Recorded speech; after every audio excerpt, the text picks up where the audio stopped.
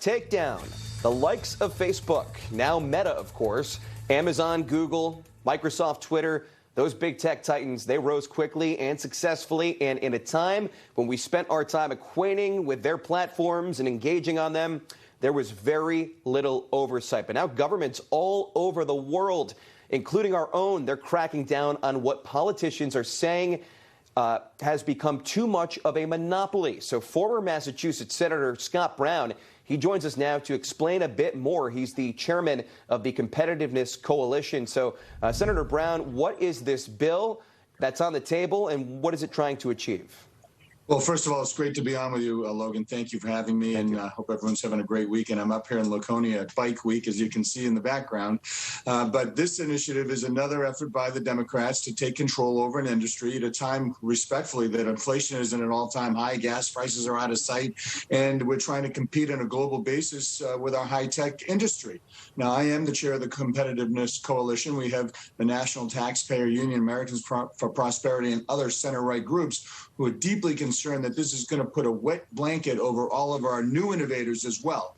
It's interesting. When you have the Commerce Department, the Justice Department, Chuck Schumer, Amy Klobuchar, and Senator Warren on a bill, it's not good. And if the Republicans are concerned about censorship, for example, that's how everyone's talking all this about censorship. It has nothing to do with censorship.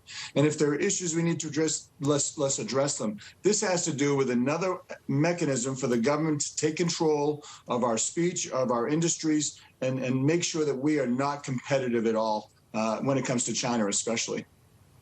Well, there's a lot of people, especially on the conservative side, that seem to think Elon Musk could be the savior of Twitter if his purchase goes through.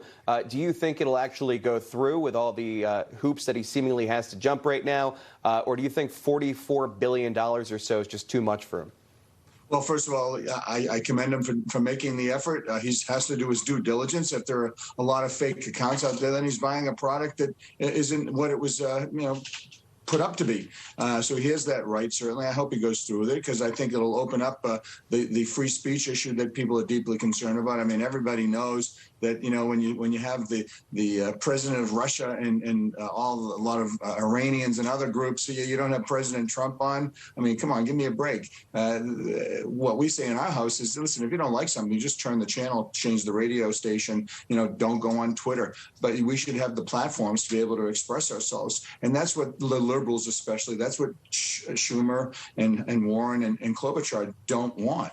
They don't want us to have the ability to speak. And, it's interesting. Here we are, as I said, in a 40-year high in inflation, with the border, with what's happening, obviously, in Ukraine. We have all these problems, yet Congress, I guess, is concerned about another mechanism to basically slow down our economy. It makes absolutely no sense.